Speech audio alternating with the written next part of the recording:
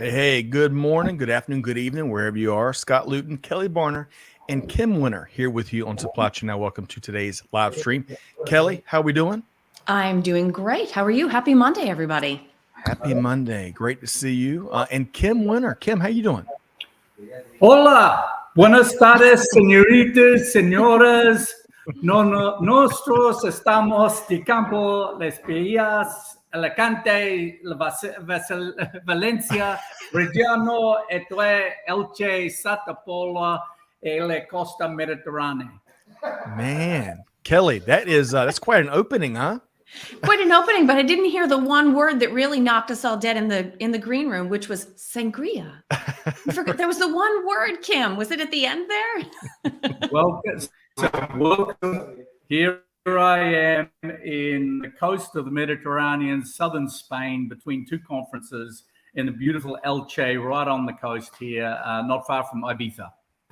Man, I am so jealous. You shared some of the pictures with us. If anyone deserves a big break, Kelly, it is Kim Winter. So we're going to touch more on his global travels throughout the hour. But hey, Kelly, Kim, and everybody, today it's a Supply Chain Buzz where we share some of the leading stories across global business every Monday at 12 noon Eastern time. We're discussing a variety of topics here today. It's the Dial P for Procurement Edition, right?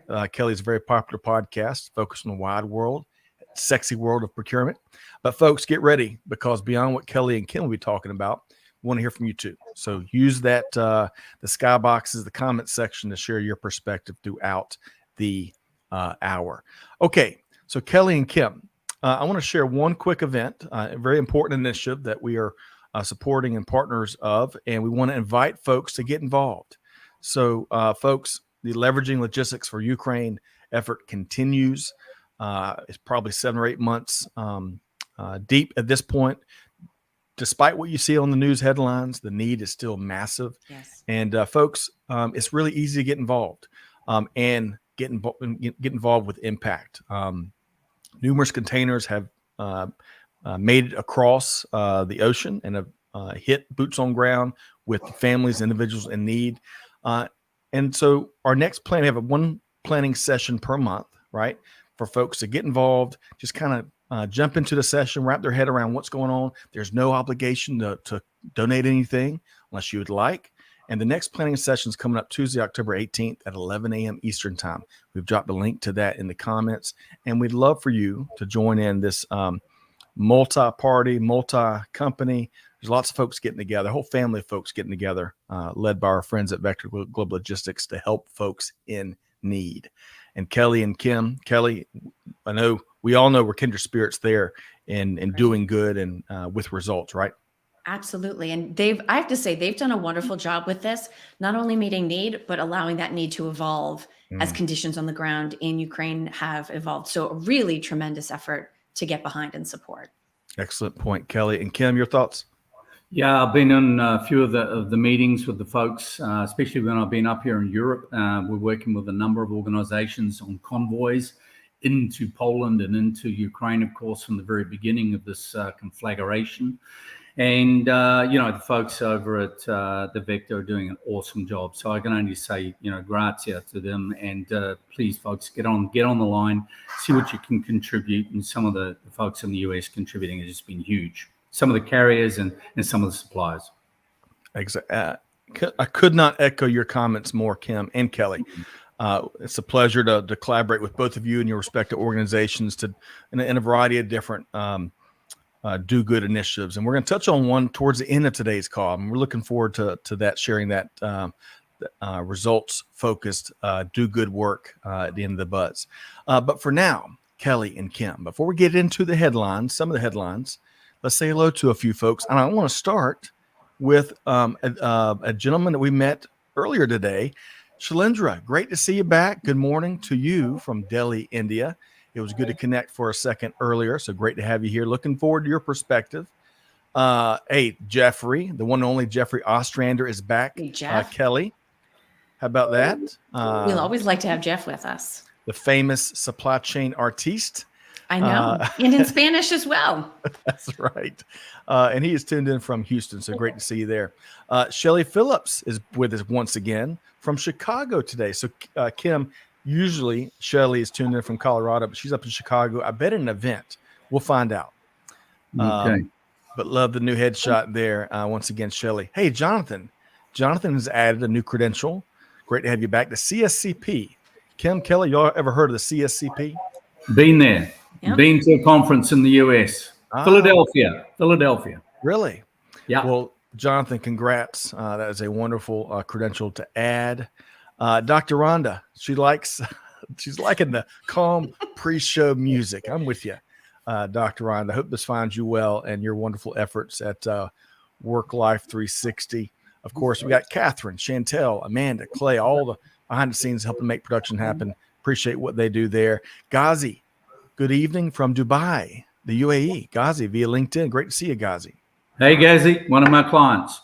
Really? Yeah. I like how you just, Kelly, so he just erased the mystery right there. I made that connection. I love that. Blessed are the connectors in this life for sure. Hey, Cecil, great to see you via LinkedIn. Great to have you back. Let us know where you're tuned in from. Thomas, good evening from Cologne in Germany via LinkedIn. Great to see you there. Thomas. Oh, is he? Okay. It's our business partner, and he's going to be on this show soon. You wait. He's got some news for you. I love it. I love it. Rohit is back with us. Great to see you here today via LinkedIn. Jose Montoya doing great work. Also creating great content for supply chain and logistics. Great to see you. Gene Pledger is with us from Northern Alabama. Great to see you, Gene. And finally, Erica. Good morning via LinkedIn. Erica, let us know where you're tuned in from. I know we couldn't hit everybody's comments, but y'all keep them coming. We're going to try to feature everyone's. We're trying to feature a lot of y'all's comments in these stories as we unpack some of the news, leading news across global business. Okay, so Kelly and Kim, I want to start by talking talent today, Kelly and Kim. And Kim, in just a second, I want to get you to give us an update of what you and your team are seeing across the global talent market. But Kelly and Kim, are y'all okay if I share a little bit of a neat little story first? Of course. Okay. All right.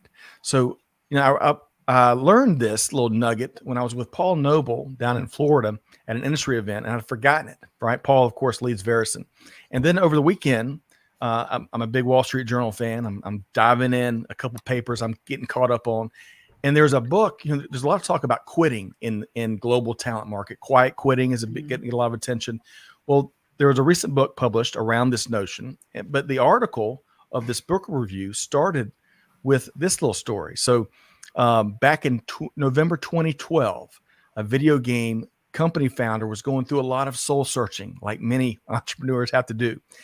And this gentleman arrived at the conclusion that the startup he was leading wasn't going to take off. So the founder quit. He emailed his investors, returned their money, and right away he began to search for his next venture. Well, one aspect of his now defunct video game company was very popular and very effective. It was an internal communication platform that his team really enjoyed. So the founder made that platform his next startup, and he named the company by forming an acronym of the phrase searchable log of all conversations and knowledge. And in July 2021, about 9 years later, Stuart Butterfield would sell Slack to Salesforce. Y'all ready? For $27.7 billion. Wow.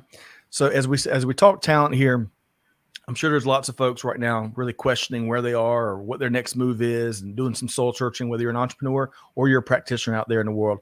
But hey, that story there should give you hope and inspire you, because you never know, that next move you make, even if it's a painful and a scary one, could be your $27.7 billion decision.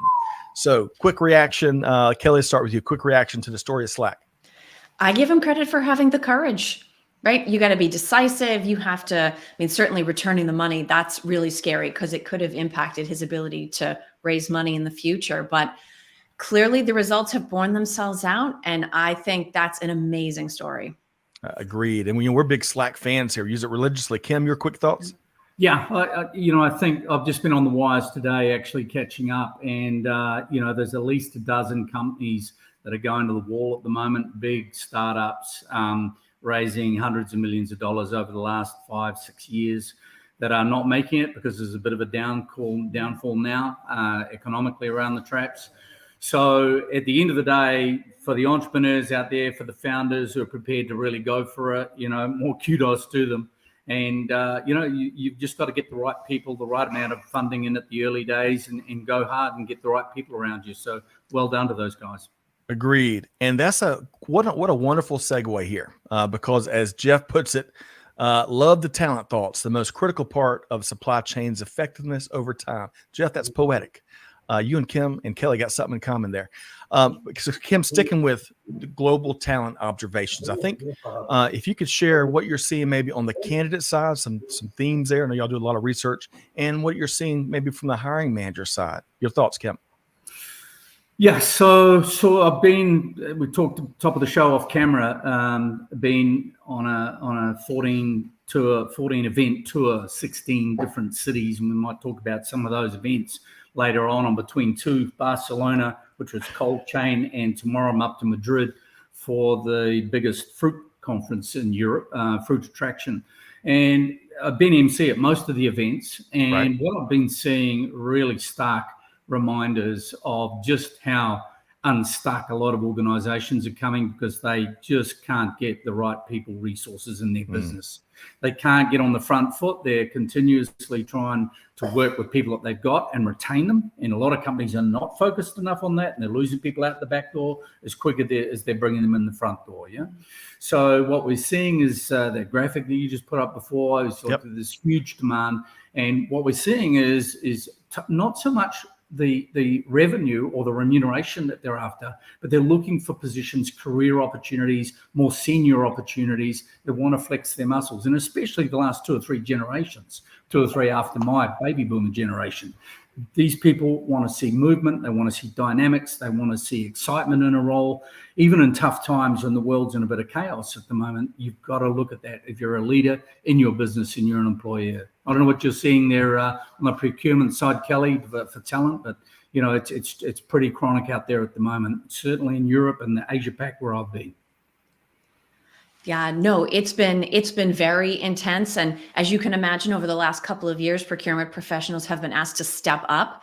And I do think that what those numbers show is that people are looking for recognition, leadership, influence, even in before money, right? We all want better salaries. It increases our flexibility, our life choices, all of those things. But you have an awful lot more control over what you do during a given workday if you are able to get that bump up the corporate ladder. Yeah, the big play in town is obviously culture. As you say, it's a remuneration down track for them. It's are people happy? Are they in a culture where they can feel included, where there's plenty of diversity, inclusiveness, equity inside the business? I mean, 5-7 years ago, this used to be nice to haves, and people would, as leaders, would play with these ideas. Now you've got to be in the game. You've actually got to be genuinely and authentically bringing the level of culture into the business that people are interested in. Agreed. So, Kim, let's talk about on the hiring manager side. We've got one more graphic we want to share with folks here based on your teams, your global teams, because you are placing talent everywhere. Yeah. Some things they're seeing from a hiring manager perspective. Speak to this if you would. Yeah. So we've got about a dozen teams, and it's been great because for the first time in 3 years, I was with my teams in Australia. I've been with our teams in the Middle East, of course, pretty regularly, but out here in Europe, with Thomas and others, our new Brazil office, our new Spain office, they have the folks at these events, and I'm getting that same sort of feedback from everywhere, and that is that, the candidates, the strongest candidates, those who are winning opportunities with clients, are those who are bringing the most confidence into an interview. Do we need technical skills? Of course we do. But it's attitude, it's aptitude, it's confidence, it's agility, it's dynamism. These are the things that candidates need to bring to the table when they're going to an interview. This is what this is what the research tells us. This is one of about a dozen LinkedIn polls that we've done recently that we're sharing with everybody, and we'll post a bit later. Love that. Love the work your team does. Lots of content, far beyond just procuring and placing talent. I mean, you're serving the industry very holistically. So I appreciate that, Kim. Kelly, last comment as we talk talent in this first topic here on the Supply Chain Buzz. When it comes to the interviews and what hiring managers are looking to see, any thoughts on your end, Kelly? I think it's fascinating that at this point, the technical skills are sort of table stakes. And then hiring managers are looking at more personality type things. Hopefully they're taking advantage of some of the testing that's out there. Those are always interesting. And if you bring someone in, it sort of helps understand what the overall impact of the team is going to be. But I love the confidence is top. We've dealt with so much risk and uncertainty and disruption. And so even if you make a wrong call, which we're all going to do, I think being decisive, which to me stems from confidence, that's an incredibly important thing for a candidate to bring to a job.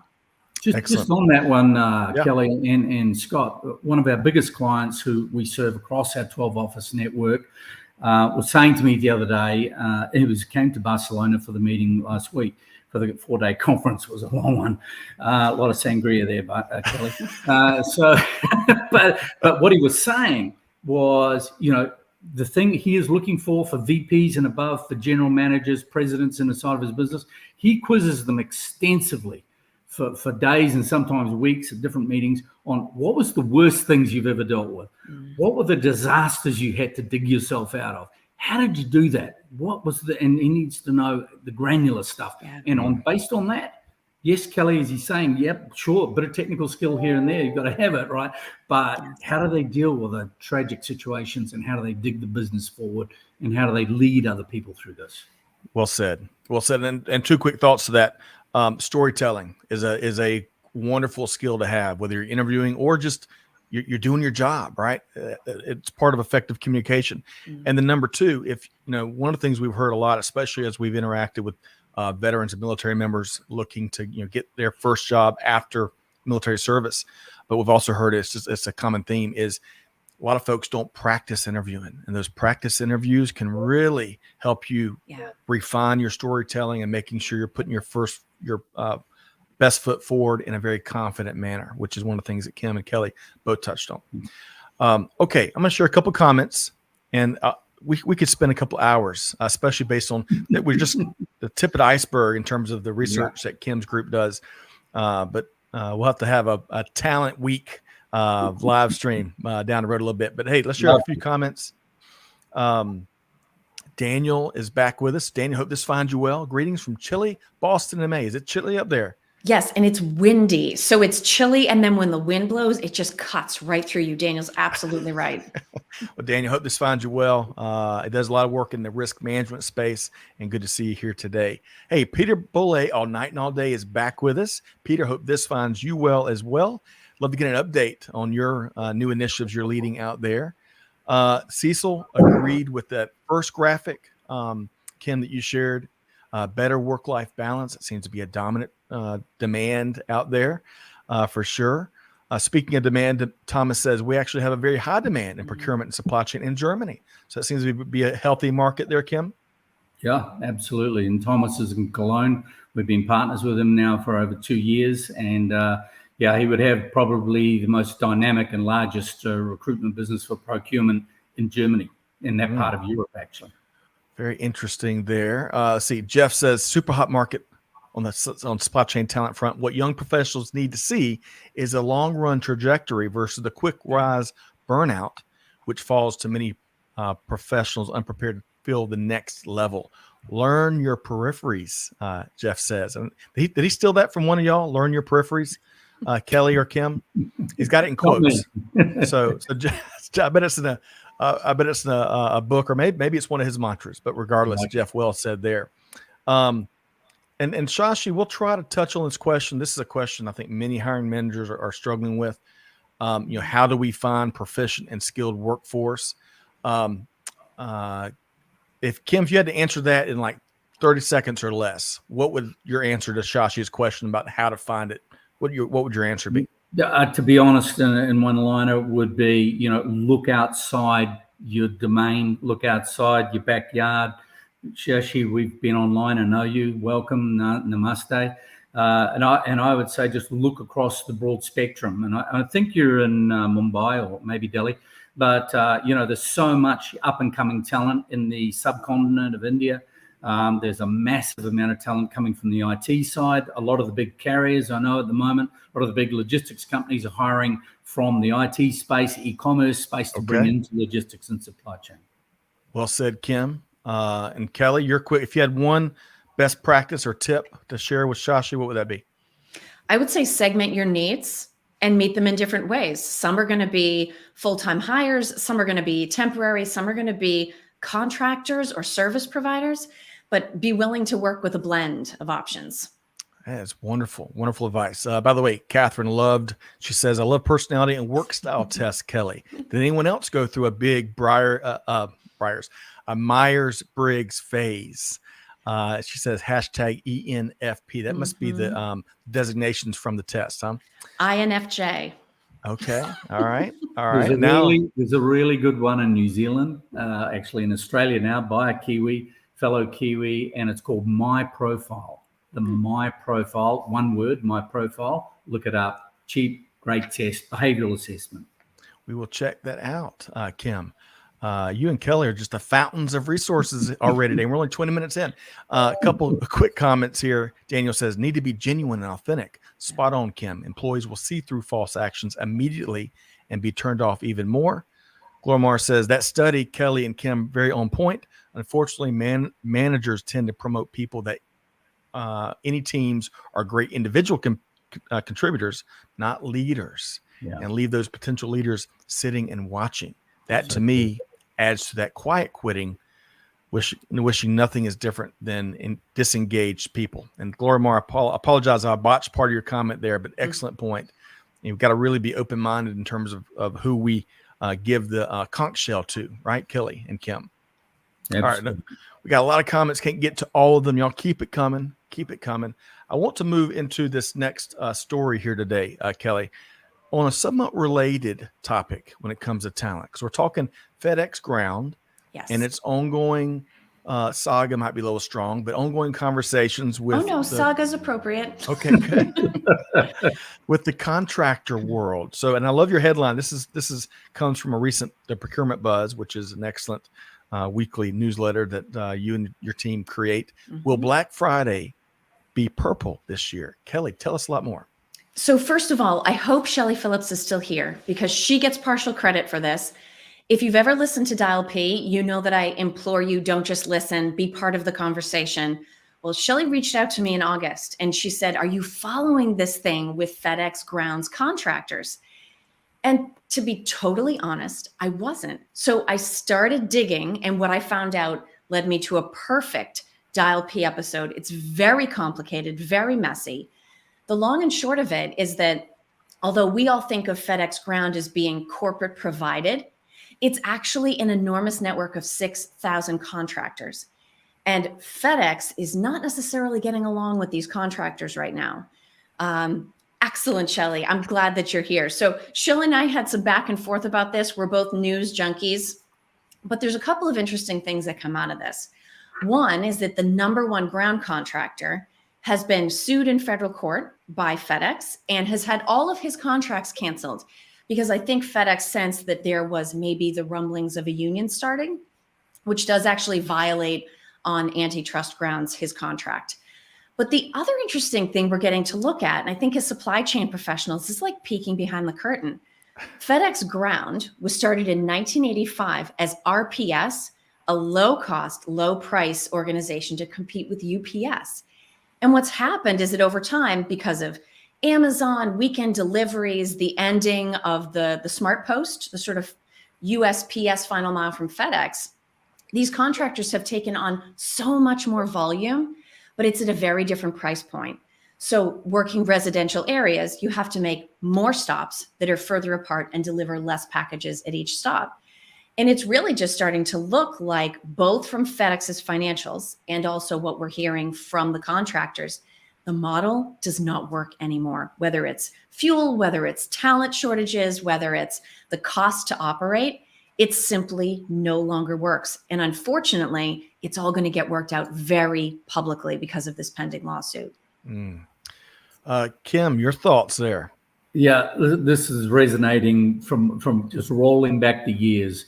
I owned a trucking company in the 80s. I had one truck and then I had a lot of trucks, and I got bought out by the company because they relied on me too much. And so it was rather than the unions, it was a communist plot by me to take over all of the distribution. So, I mean, it's the same old story, isn't it?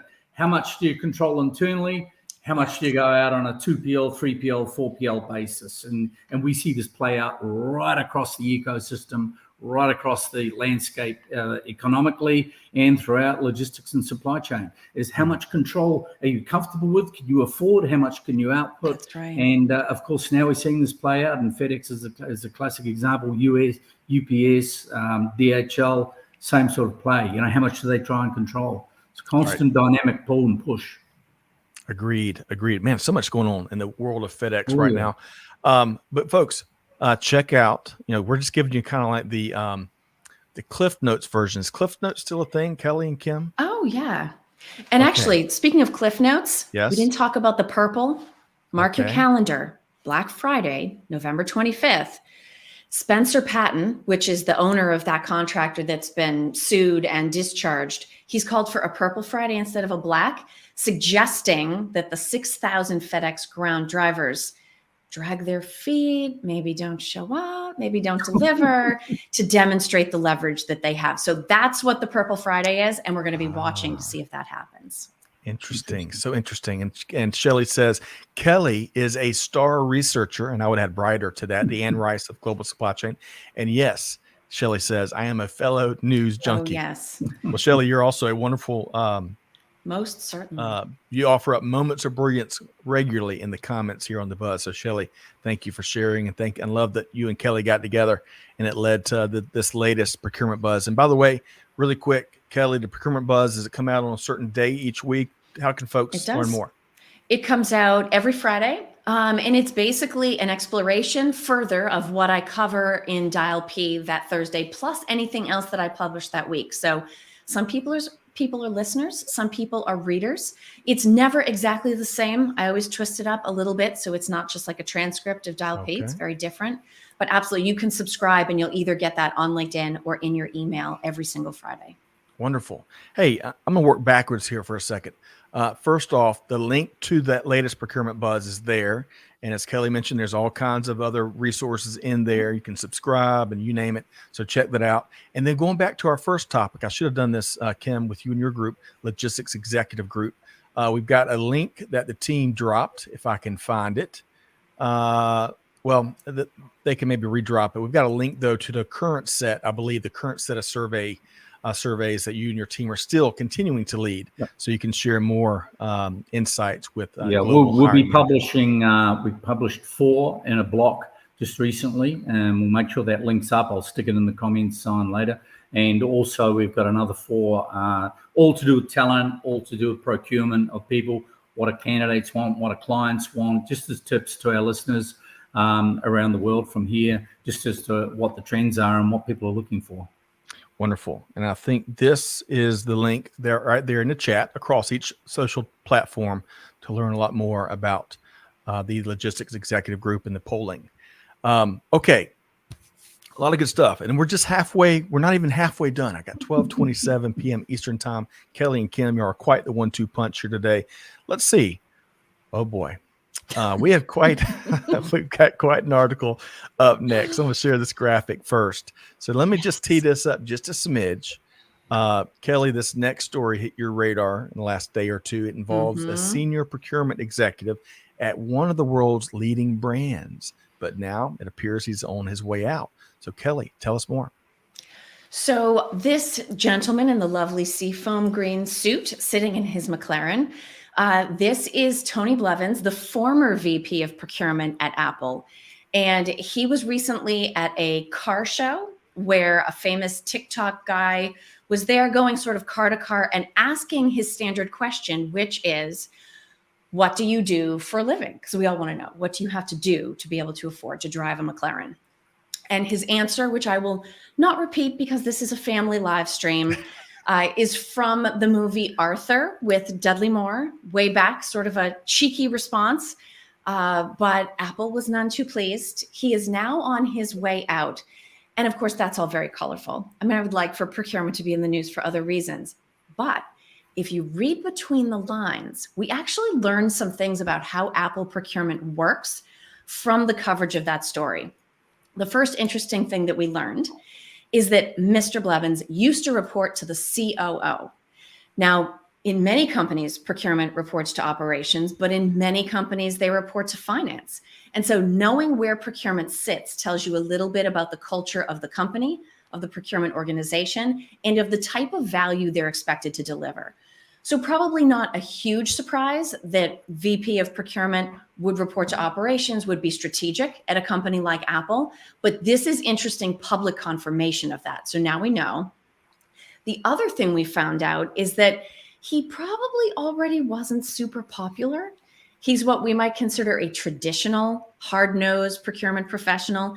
And some of the little colorful stories and stunts that have come out in the coverage of his time at Apple, for instance, when you're negotiating with multiple suppliers in a given category, making sure that they either ran into each other in the lobby of the building or parading one group of supplier execs past a competing supplier while they're waiting for their turn to present. Some of those stories have started to emerge. So interesting little details we're getting about how that procurement team at Apple works, maybe what the tone has been like. And given that he wasn't on the clock, he wasn't functioning in an official Apple capacity, it seems reasonable to me to ask the question, was somebody looking for an opportunity? I don't know. We'll have to see who ends up in this position longer term.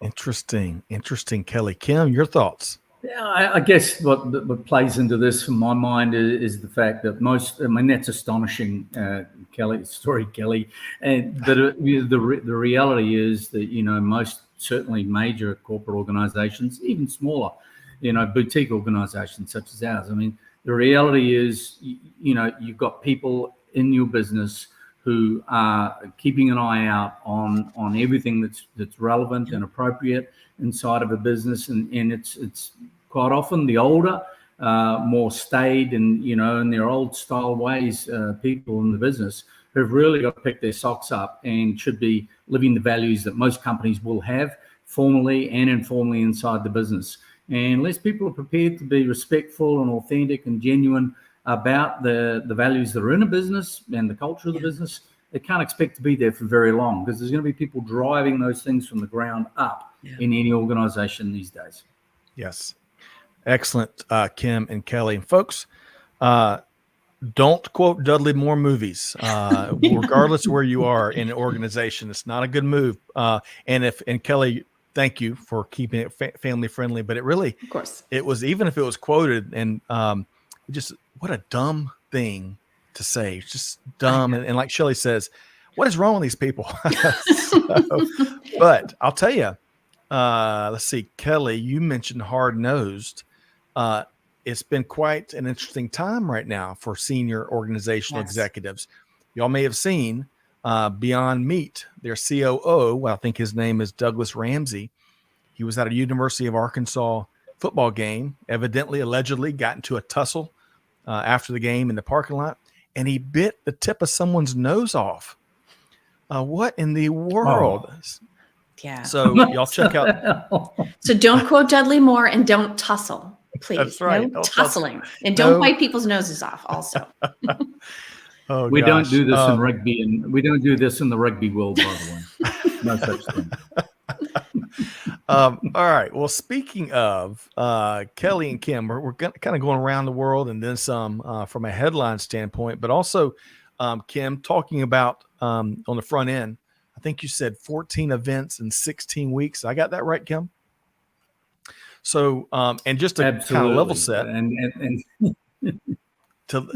man, what an aggressive schedule. And by the way, you're running a global company, and that's busy and growing with the Logistics Executive Group. Just to level set with folks out there, Kelly and Kim. Kim does a lot of emceeing of these events. He also is there to cover it. But he's rubbing elbows with CEOs and senior level practitioners, you name it. So what I want to pose to you, Kim, is give us the goods. What are some of the common themes from all those conversations you're having around the world? What are some of the things that are on the minds of these executives? Okay. So just to put a bit of science to the back end of that there, Scott. So we're talking, the cities have been in the last 15, 16 weeks, Dubai, Mumbai, Abu Dhabi, London, Birmingham, Sydney, Singapore, Brisbane, Rotterdam, Madrid, Barcelona last week, Madrid next week, Geneva, and a couple of others, and about 6 more to go. Just to being, and I think the reason for that, guys, is everybody wants to be back out again. A lot of countries haven't been circulating, not a lot of travel. People want to get face to face in the supply chain again, and it's very, very important. And the human element of supply chain, and these are 2, 3, 4, and sometimes 4.5-day conferences, as in Barcelona last week, conferences where people are having events every night. The networking is more than the 23 years I've been in this business since I started as a founder. I've never seen people so keen to network, hear what's going on, find out what the trends are, talk about talent and obviously all the technical issues. But the big trends I'm seeing, one thing is very, very strong, is that while it may not be the great resignation in many companies, and you talked a little bit about this before, Kelly, about people taking options about where they're going to work, how they're going to work. That flexibility has got to be built in where possible to organizations. So this is what leaders are saying, that their talent, their staff, their employees are telling them. We're seeing enormous pressure on people with technical skills around e-commerce. So we talked about the soft skills and all of the above, and the personality, Kelly, and you're 100% right there. But also people who understand the world of e-commerce and the way things are going in the digital economy. And those are a couple of the big trends that we're seeing and people are talking about right around the world on all of those events.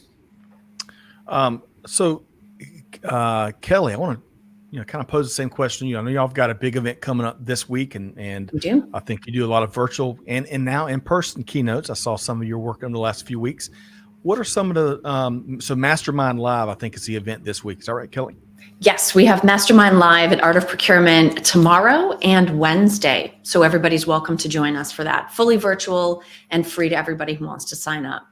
So what do you think, if you had to pick a couple of key themes based on what Kim's already shared, or something maybe unique to your community there, Kelly, what do you think folks are going to be talking about?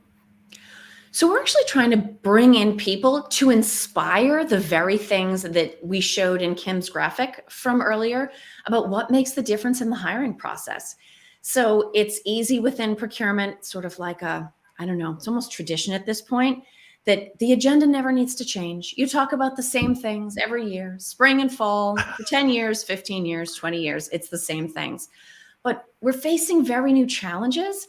And so we need to think in different ways.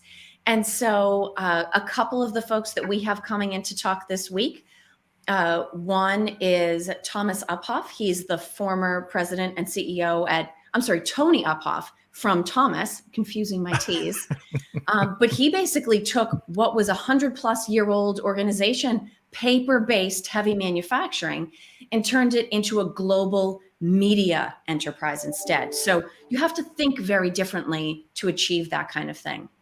And then I know, Scott, you're huge into sports. We're actually finishing day 2 with a former NFL, former NCAA Division I college athlete, Lou Alexander.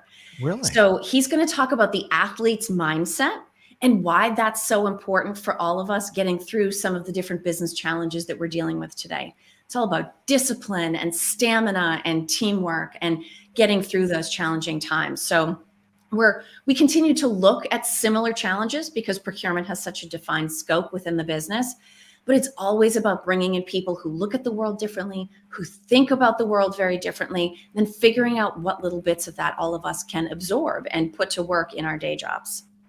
Sounds like a wonderful event. And Lou Alexander, I look forward to hearing your highlights of his story, because there's so much applicability. There sure is. Right? From athletics to business. And Kim, I know you had a wonderful rugby career, I believe. If you had to pick one transferable quality from the world of rugby and team sports to the business world, what would that be, Kim?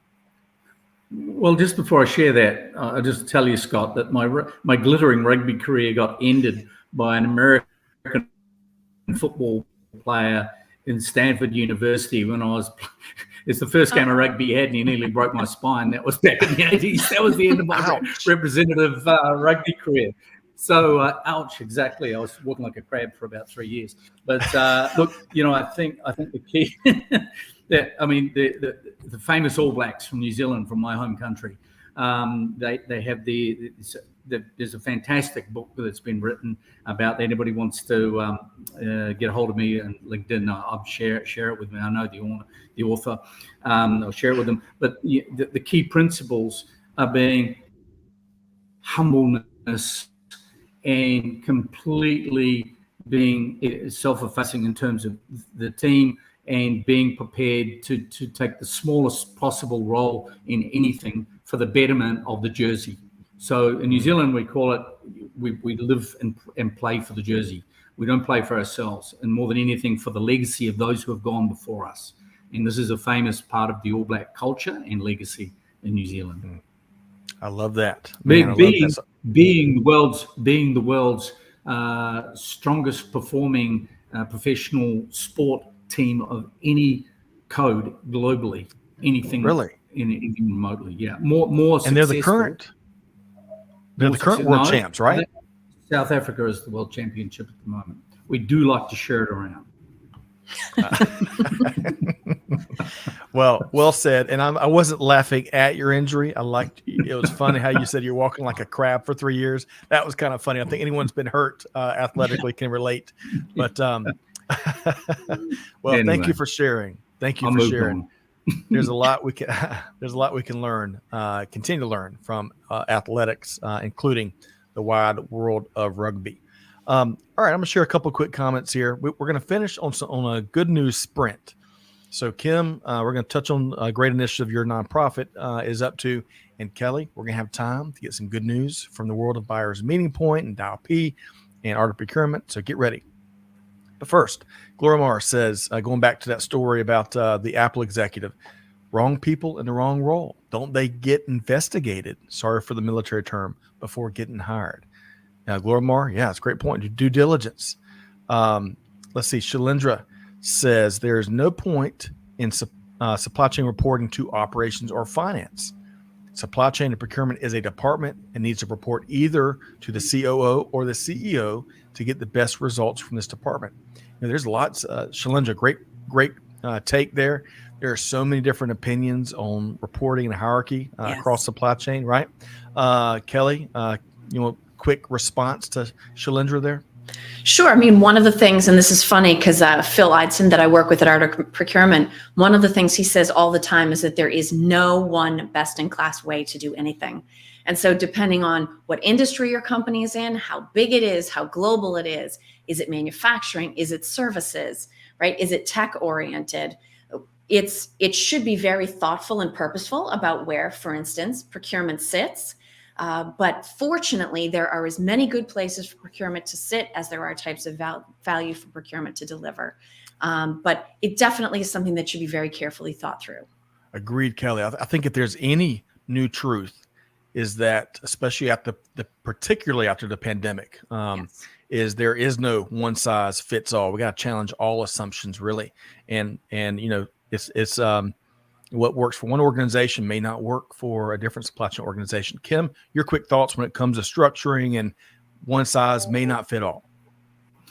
Yeah, I think, what we've been seeing lately is that right across the whole ecosystem for procurement, we're seeing a lot more integration when we are placing people in procurement or HR or operations or BD, sales.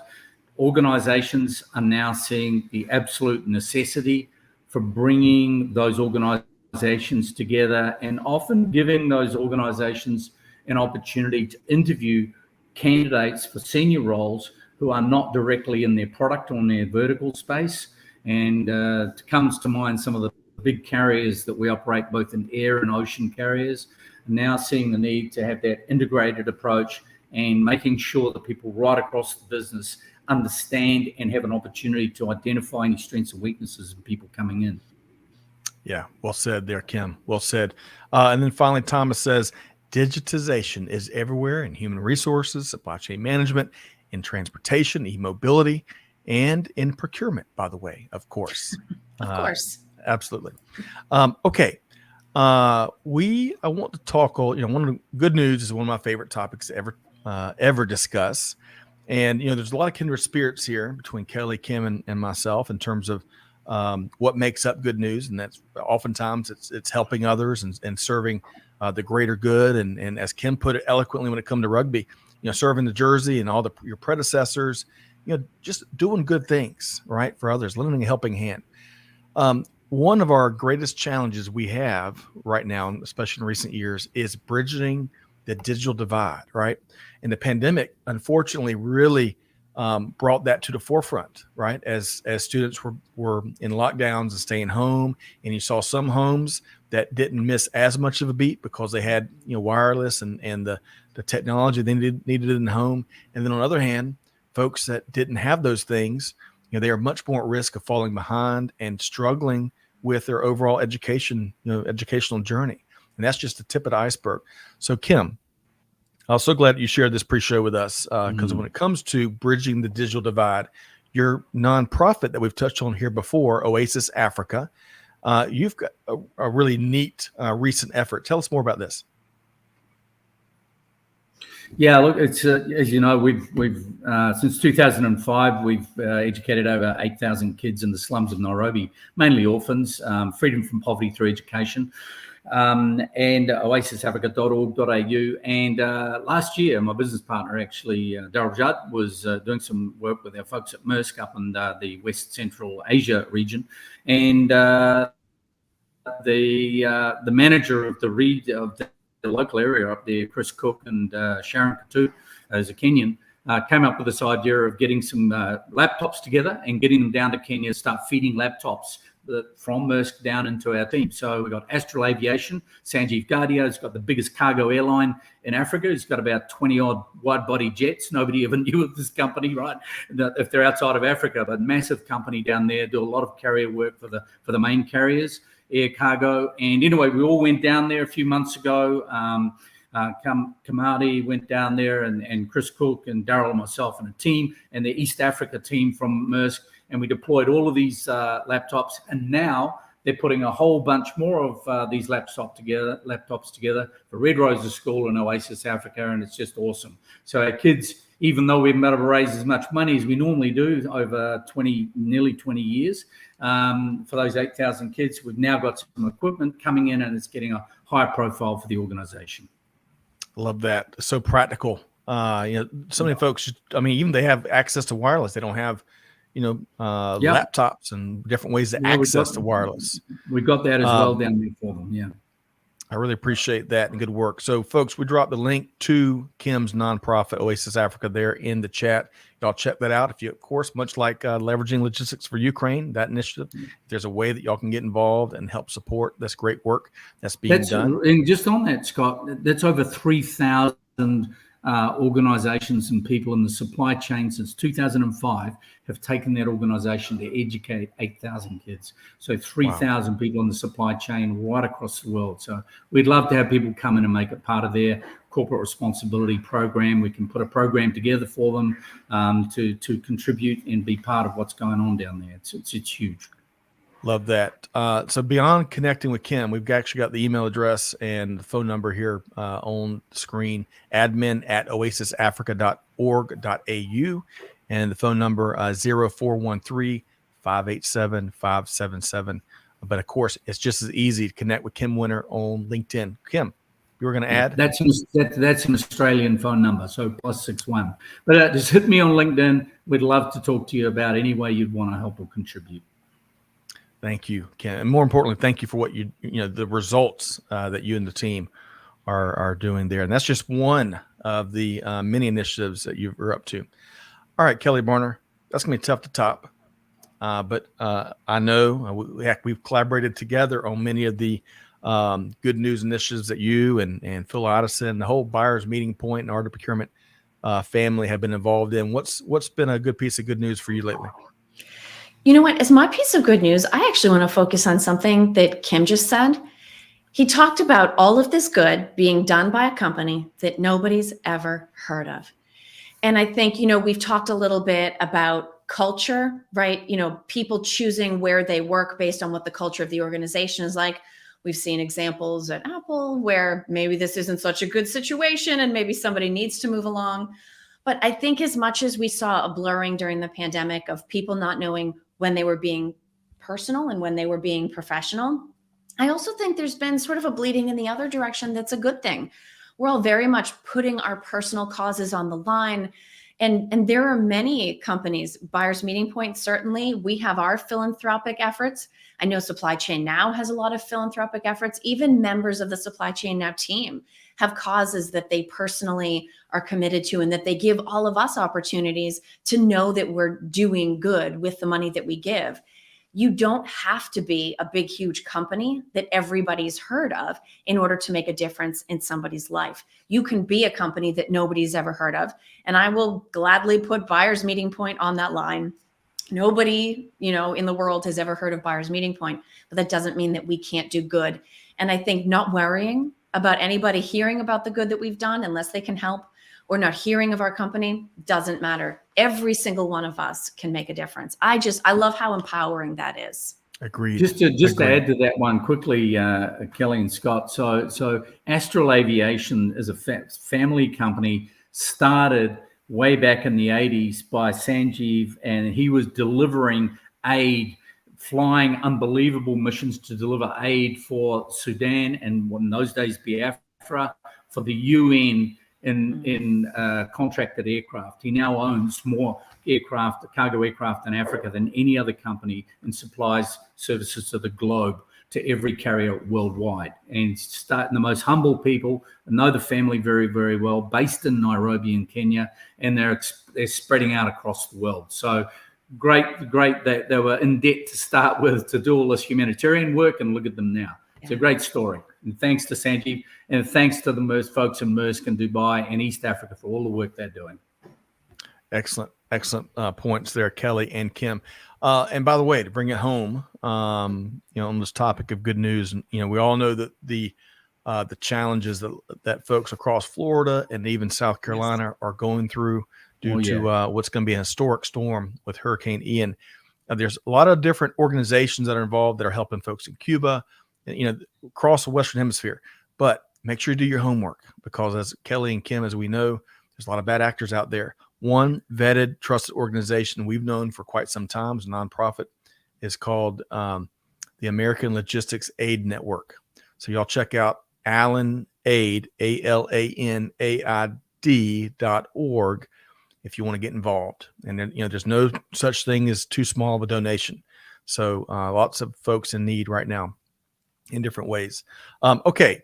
So we are very efficient today. It's 12:52. We've gone around the world and then some. I want to make sure, let's connect the dots here. And Kelly, let's start with you. So, dial P for procurement, dial fee for something might be a different series, but dial P for procurement, Buyers Meeting Point, Art of Procurement, big week this week with the Mastermind Live event. How can folks connect with you, Kelly? So the best way to get in touch with me is LinkedIn. I always advocate that people subscribe to Dial P. That way you get the new episodes as soon as they come out. But I promise I am constantly sharing them, as Shelley and Jeff and everybody else who's here knows very well, Peter Bollet as well. So you definitely won't miss it if you're connected to or following me on LinkedIn.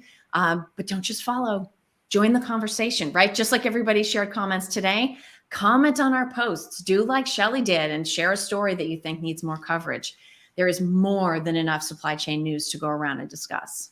You're so right. You're so right. And make sure y'all connect with Kelly and all those points and then some. Kim Winter, same question for you and the Logistics Executive Group. Love the vodcast. That's just one of the many, many projects you're up to. How can folks connect with you, Kim? Yeah, sure. Thanks, Scott. So easy. Kim Winter, Kim Winter, LinkedIn should be the number one that you find as an influencer on LinkedIn, or Logistics Executive, the hub of your supply chain. Logistics Executive, the hub of your supply chain, or Logistics Executive Group. Logistics Executive Group. And again, oasisafrica.org.au. We would love you to come and join our party and really help these kids out moving forward. It's been a tough 2 years for most people in schools in Africa in particular. We need all the help we can get. Agreed. So much truth there. Well, thank you both, Kim Winter and Kelly Barner. Really enjoyed this hour. We haven't mentioned Greg White yet. So Greg typically joins me on the Buzz every Monday. He's undergoing some travels. I think well, his Chiefs won last night in a hotly contested game against the Bucks. And I'm sure he's happy this morning. So, Greg, wherever you are, safe travels to you. And completely agree. Shelley says, Kelly interacts with the comments. Yes. A lot of folks will drop something out there in the social media stratosphere and, and you'll never hear from them again. Kelly is right there in the comments and always lots of learnings there. Me too, Shelley. Me too. Send me a message. You'll get a response. That's right. That's right. Well, folks, hopefully wherever you are, you have a great week ahead. Big thanks again to Kelly Barner and Kim Winter, the one and only Kelly Barner and the one and only Kim Winter. I'll tell you, wonderful, wonderful people, lots of kindred spirits that are really doing big things in the industry, but also in their communities. Folks, hopefully you've enjoyed the last hour. Big thanks to the production team. Big thanks to everybody that showed up and all the great comments, including a lot of those we couldn't get to here today. But on behalf of our entire team here at Supply Chain Now, it's all about deeds, not words. So on behalf of our team, Scott Luton signing off now, challenging you, all of our listeners, to do good, to give forward, and to be the change that's needed. With that said, we'll see you next time right back here at Supply Chain Now. Thanks, everybody. Everybody.